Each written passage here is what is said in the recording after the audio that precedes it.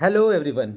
आज जो हम लोग पढ़ने वाले हैं वो ये रहेगा कि विद्युत आवेश की इकाई क्या है।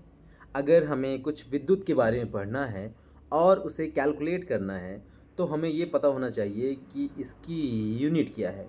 Unit of electric charge.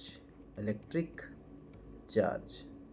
तो हमको आज ये देखना है कि इलेक्ट्रिक चार्ज की इकाई क्या है, विद्युत आवेश की इकाई क्या है।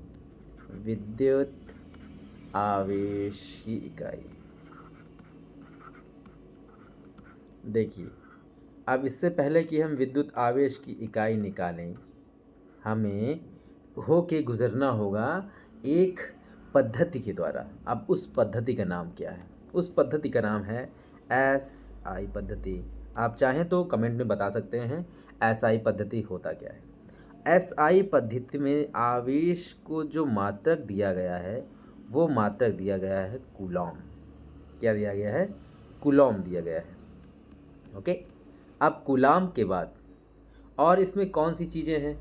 अब इसको हिंदी में तो कूलॉम लिखा, लेकिन इंग्लिश में जब लिखने जाएंगे तो इसके लास्ट में सी लिखेंगे। ठीक है। तो अब इसको परिभाषित कैसे किया जाए? तो यहाँ पर इसको विद्युत धारा के द्वारा परिभाषित किया गया है। किसके द्वारा? विद्युत धारा के द्वारा, इलेक्ट्रिक करंट के द्वारा परिभाषित किया गया है। क्या कहा गया है कि किसी भी चालक में जो प्रवाह, आवेश प्रवाह की जो दर है, होल्ड ऑन, जो किसी भी विद्युत चालक में, किसी भी चालक में जो प्रवाह की दर है, किसी चालक में जो आवेश बहते हैं। आगे की क्लास में जाओगे तो आप पढ़ोगे आवेश बहते नहीं हैं, लेकिन अभी ये आपको समझाने के लिए कहा जा रहा है कि आवेश जो बहने की जो दर है, प्रवाहित होने की दर है, जो की दर है, उसको क्या कहा गया है? विद्युत धारा कहा गया है। तो इसी हम कॉन्सेप्ट पे आगे बढ़ेंगे। ओके, तो चलिए देखते हैं क्या कहा गया है। विद्युत धारा कहा गया किसे? विद्युत धारा कहा गया किसे? कहा गया आवेश प्रवाह की दर। जहाँ आवेश प्रवाह की दर कहा जाए तो समझिए कि आवेश प्रति सेकंड कितने बह रहे हैं। ठीक, तो बटे में आ जाता है हमेशा समय। जब भी दर कहा जाए तो समझ जाइए कि मतलब समय कहा गया है।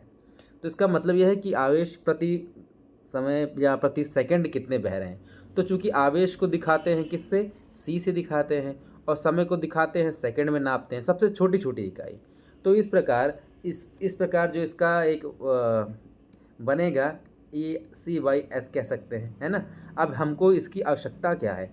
हमको निकालना है यहाँ इसका एक इकाई या फिर मात्रक। तो हम कह सकते हैं कि जो आवेश है, यहाँ पे जो आवेश है वो आवेश जो है वो विद्युत धारा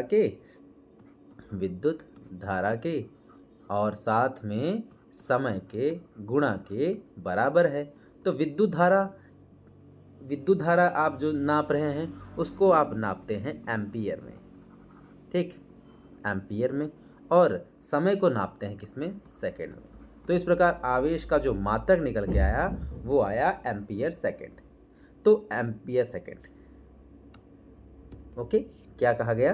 एम्पियर सेकंड। तो एम्पियर सेकंड, ये हम जब आ जाएंगे MKS पद्धति में, MKS मीटर किलोग्राम सेकंड प्रणाली जाएंगे, तो वहाँ पे जो मात्रक निकल के आएगा वो मात्रक होगा आपका एम्पियर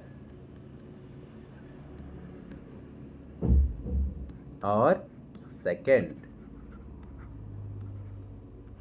आई होप कि आप ये बात समझ पाए होंगे। चलिए आगे चलते हैं।